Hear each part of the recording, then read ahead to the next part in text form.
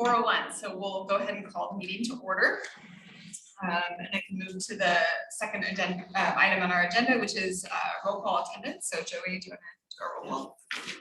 All right, Penn Gilly, Here. Dallas Elliott, Here. Donahue, Cryer, Here. Bowen, Here. Myers, Here. Nowacki, Here.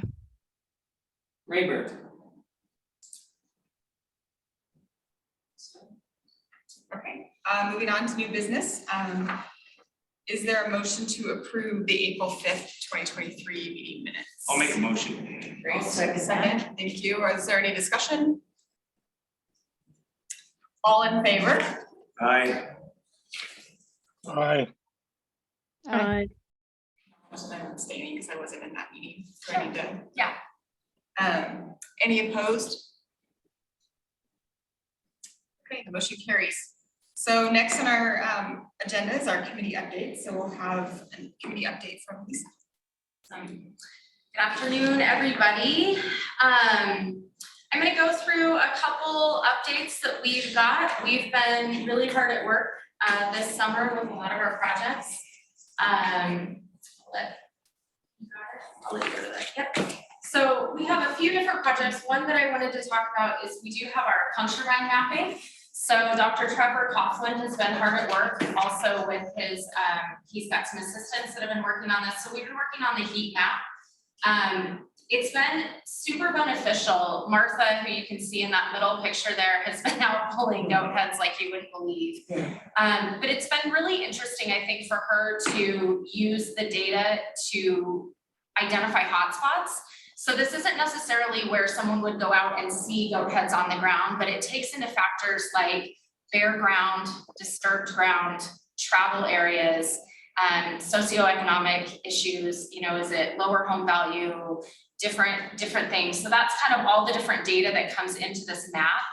And it's been really helpful for her to make some land management decisions as to where she's going to put her, not only her weed warriors, which she meets with every week, and she has a super dedicated group of people that go out and pick, but also some special events with Boise Bicycle Project, working on the Goat Head Fest. So it's been super beneficial. Oh, the other thing that we have done with this one as well is we had a PhD student who was really interested in the behavior of people in the foothills and kind of what their social and civic duties type of things were. And so he used this map to go out and identify spaces where he was going to put signs that just said, like, this is what a goat head looks like, this is what's on the trail, you know, feel free to grab if you've got your gloves or come back later. And so I think, and we haven't met with him since all of that, but that was just kind of another follow-up project that again wasn't funded through this, but was able to create this map that then helped with more identifiable ways people may pick, or do they pick goat heads, or we have one guy, and I can't remember his name, Martha would be all over me that I can't, but he goes out every week, he's trying to win the poundage, because they go away. What? Go ahead, Ed. Thank you. He's one of my very good friends. Yes, yeah. So Goat Head Ed is out there every week, he tries to win on the weight, so he doesn't gets all his goat heads weighed, but it's been a really fun project, and again, really great to have the city and Boise Bicycle Project and work with Ada County Weed Abatement as to where we can really identify these hotspots and treat for lake management. So our next project is the Carbon Soil Sequestration Project.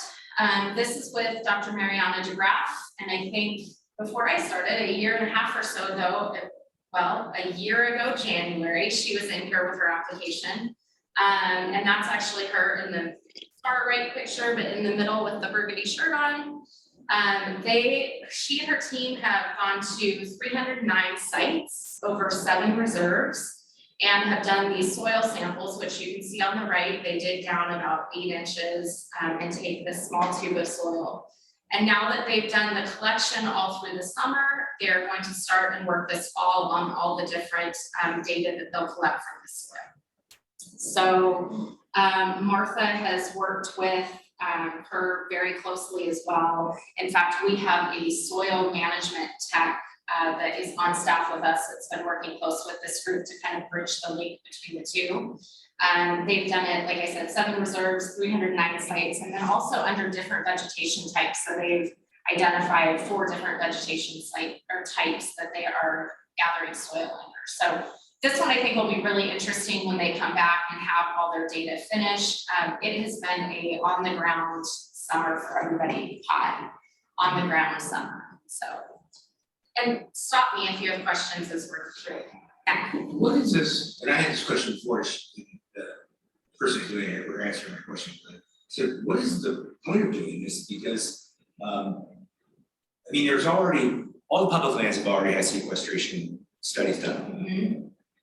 BLM and lands and stuff. And we have 5,500 acres, but I don't know what we're gonna get from this. Are we applying for federal grants for this? Is that what this is for? What's the trade-off here? So that's a great question. And I, like you said, Dr. DeGraff probably wasn't able to answer. I'm not entirely sure what we'll do with the data. I know what will help Martha's talked about is it, if there's a spot, for example, if there's a spot that has very low carbon in the soil, is that a place that she identifies to go in and then do some restoration work? Okay. So to plant more sagebrush. So she's going out there to restore lots of different hillsides. And so this will kind of be able to help her. And again, is that something that you could see from the naked eye? She's a scientist at heart as our restoration specialist. And so I think having that data to back up these decisions for her to choose areas to restore, that would be the best way I can answer it. Okay, that's a very good answer. Oh, great. And I do know that there are those federal grant opportunities as well, when you can show that you have sequestered more carbon into the soil. There's different trade-offs and things that you can do monetarily. And I'm not an expert in that, but I don't think that that's anything or the reason that we're doing it. Okay, Joey. So this is our accessible trail project, and if you remember, this was one that we brought just last year, and we worked with Sierra in our accessibility and the cross disability task force that she manages through the city. So the idea was to come up with a new trail that was fully accessible. We do have accessible trails within our Ridge Rivers Foothills system. But this is really the first trail that we've built with fully accessible accessibility in mind. So what we did is, and I didn't put the map on there, but you can see the aerial. If you park at the Grove Trailhead, which is down below Foothills Learning Center, yep, kind of right down there. Owl's Roost shoots off that up to Foothills Learning Center, and it goes up about 0.4 miles. And what we did is create that loop on the left. You can see it goes through some shaded trees. Yep, thanks, Joey. Goes through trees. It goes kind of by the gulch, which has a riparian area. So this was it. So it makes about a mile of a fully accessible loop that people can use. And what we found when we were doing this as well, this is what the levy funds went towards, but we also found that we have other opportunities within our system to create some enhancements. So if you want to go to the next slide, what we did is we created 2 different enhancements. And I use the word enhancement because when you talk about an accessible trail, there are specific stats and ways that a trail needs to be built. So whether that's surface, David was out there with his, I learned the word clinometer, which is what measures the incline of the trail. So he goes about every 20 feet to measure that. I believe it has to be under 8%. I could be wrong, but it's even less. And so the Grove Loop is completely built in that ADA accessible way. On the 2 enhancements that we did, we use that word because while they don't fit maybe necessarily the exact stats and way that a trail needs to be built, we took existing areas and made them more accessible. And we did work really closely, like I said, with the Cross Disability Task Force, which was great to have Jeremy Maxson go out, and he went on these trails. He's in a motorized, no, he's not in a motorized wheelchair, a hand-powered wheelchair.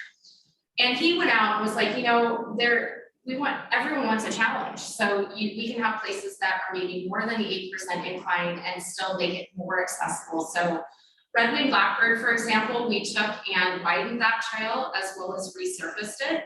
And that allows a connection into that Holtz Pond area where it really connects a lot of different trails. The other thing we did is the Red Fox reroute. So if you're familiar with the sand chute behind Camel's Back, Yeah. it's actually one of our busiest trail points in the entire system. It's a mess. And so what we decided to do was we took the task force up there, and one of the things that they talked about was the deep sand that sloughs off the hill is really hard to get through in wheelchairs. And just the sheer number and volume of people. So what we decided to do was we actually cut a new trail that was closer to the east and is on a harder surface. And then we also lined that entire area with stone so that the kids that are playing on the chute can be kind of encapsulated, they're enclosed. And then bikers and different people can go through on the other side. So I hope that's a huge enhancement. And again, the key with these two projects is it really opened that entire Holtz Pond area where you can not just have one grove loop, but have different opportunities as you go through. So this was really fun. It looks awesome. There was that, I don't know the technical term for it, those, Chicane. yeah, the slow down. Was there any consideration of like speed for people accessing or, accessing the trail right there? Yep. Like coming down? So on the far side, and sorry, just so everyone can hear, the chicane that was at the end of the trail as you came kind of back towards the sand chute, we did use those stones. And so the hope is that when the trail narrows there, people will naturally slow down. We did leave the sign about a congestion area. So hopefully that does that, is what we're kind of hoping, so. I simply quit going there because it's too busy. Yeah. Like I said, David says this is our busiest point on the trail system, so. But it seems like that barrier would keep everybody safe and people contained to their. We're hoping, So. we're hoping so. And again, I think trying to keep the material as well from sloughing all the way into the trail area. Any other questions on that? The one thing I wanted to note on that too is we did add 2 paved parking spots that you'll see, one at the end of 9th Street and one in the Grove parking lot, that really have helped with accessibility as well, so. The other update that I have, and I don't have any more slides, but the other update I had was on Goddard. We had all spoken as a group months ago. And that's the linear park up by Capitol High School next to the canal. But we are waiting for some final adjustments from ACHD and should be able to get that out to bid here within the next hopefully month or so. And then we will be bringing that to the committee to look at as well. So we're getting closer. And kind of the last update conversation that I wanted to have is, and Doug is sorry he couldn't make it. He is on vacation this afternoon. It's just kind of the cadence at which this committee meets. So originally, I think when the committee was formed, we would meet quarterly. And it's really driven off of the applications that we get. I mean, you all know that this committee is here to manage the levy funds and give recommendations as to what that money should go towards.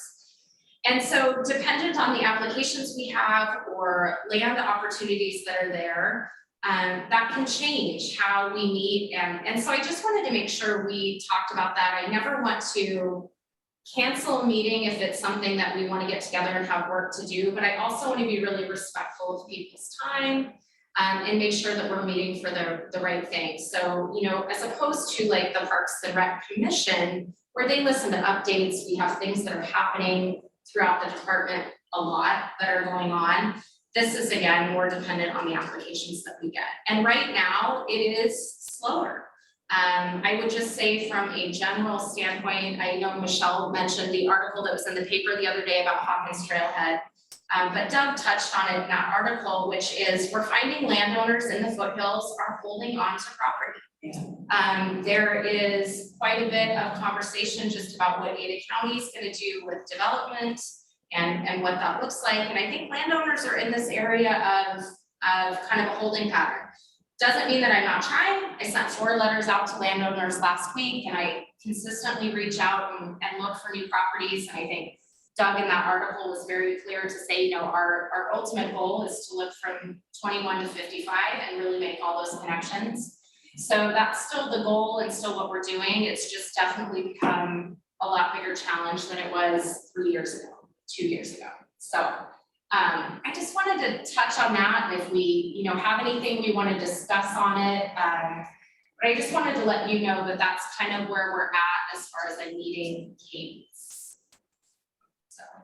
One thing that's been nice with the new Hawkins Ridge Trail is the amount of discussion I've seen online about people saying, well, when are they gonna hook it up to Peggy's? And then it comes up, well, that's all private property in between, and we're working on getting the easement, and a lot of people don't understand how much private property there still is. So it's a good way to introduce people into discussion about it. And a lot of them don't realize, a lot of people don't realize that a lot of these trails, even though there's little signs there, are on private property, and we have permission that could be revocable at any time.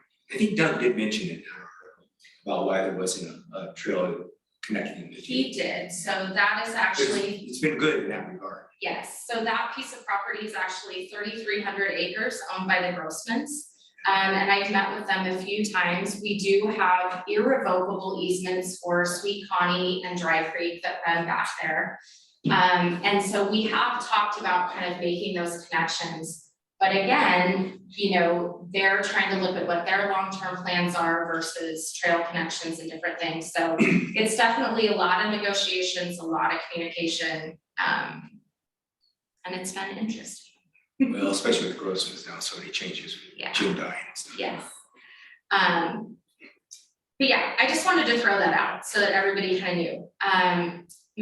Michelle had asked specifically on some work that was going on out by Highway 21. Yeah, the IBO project. I was down there the other day and it looks like it's getting all ready to put the boardwalks in. That's what we funded. The IBO Oh, the project, one near the bridge. right, Oh, okay. Yeah. Good. towards town. So they have like things laid out, but there's no actual, you know, board going across. I was just kind of wondering where that was. And that has a lot of wheelchair accessibility too, correct? Wasn't it designed? for I that? wonder how they're gonna get down there. Oh, okay. So to my understanding, and I did a little research, because we funded from this committee, the Highway 21 overpass wildlife bridge. That's further up. We contributed to it, yes. We can, yes, it's a huge project. We contributed Yes, an amount of money. We have not, through this committee, to my knowledge, put any money towards the IBO project there. We haven't received an application or any. I thought we did. We did yeah. years ago. Yeah. And there was, It was so it before that. was before they put in the side channel, it was kind of in their planning stages. Okay, because And I asked. we're reading and- on the- And it took Greg a long time to get the okay from the Army Corps and those Okay. guys That's right. to build the side channel, but they got that done and they've been doing a lot of planting and stuff. Wasn't our funding contingent On- on them getting the Army Corps grant secured? Yes, it Maybe that was. was it. And I thought that Jeremy, whose picture we saw in the Yeah. wheelchair there, I thought he made a point of having some type of wheelchair access to that because it didn't have too much of a grade along there. But I might be. wrong. Once you get down to Once you get it, down to it, yeah. There's kind of a dirt ramp on Right. one side that could probably, Well, that it may was be- always a BMX bike area before they, kids just unofficial, Well, yeah, and where they were doing paintball, yeah, yeah, yeah, people too. right. So let me do Interesting. some investigating. I talked to somebody Yeah. today, and it may have been that it was contingent on something else and the funds have not gone to Yeah. that project yet, but I'll do a That would be little more good. research. There was- That would be a Resources. good place to There put was. some money Cause I though. think we had said it would be better if they got the channel done before the boardwalk, right? And so Yeah, then, and yeah. it was being held up by the Army Corps of Engineer funding. Okay, I don't know if anybody peeped, if you remember What's, other details, but I think some of the. Yeah, my recollection matches what you guys are saying, okay. Okay, I'll take, almost exactly. We were gonna wait for the Corps of Engineers Well, I appreciate you asking that. I'll reach back out to Greg and see where they're at with that, and that may be a great option to help with that It was project. a nice project, I mean, we liked it. Yeah. Okay, perfect. And I will work on, I have not been very formal this meeting, so I'm sorry, Superintendent. I know. I know. My notes did not have superintendent in I your know. name, so. I will work on it. Where is the overpass? I saw something about that, the wildlife overpass. Where are they at as far as starting? So Commissioner Pryor, the last update I got from that group, there's a group of us on a chain email that they were just starting to work on it last spring. And I have not heard another update as of now. Because I saw something in the news about, or something in writing about it someplace. Yeah, I will check on that. Like I said, we had very minimal, updates on that. Our contribution was minimal. And so they have really pushed forward with larger other groups, but I will check on the overpass as well. I know it's still moving along. I think they might have got a boost from the investment fund bill that passed last summer.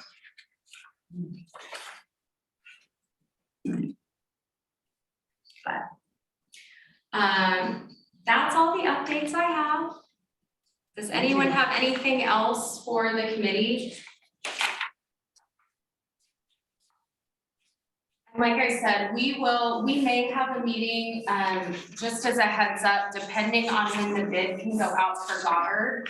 And depending on how the timing works, I know that in the past for Hawkins, we had to have a special meeting to look at that application because we didn't want the bid to expire. So that could be something that happens in the next couple months, just so you're aware.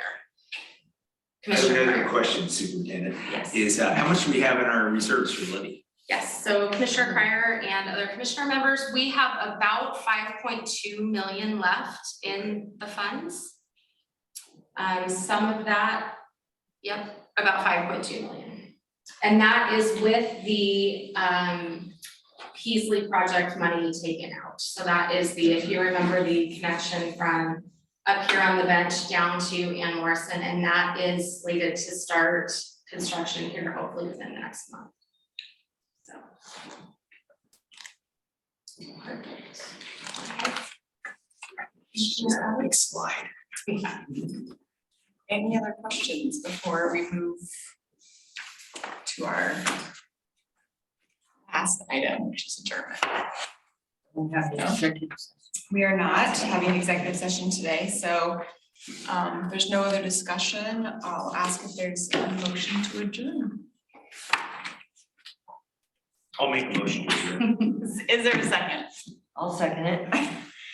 All in favor? Aye. Aye. Aye. Aye. Any opposed? All right, the motion carries. We are adjourned. Thanks everyone for your time.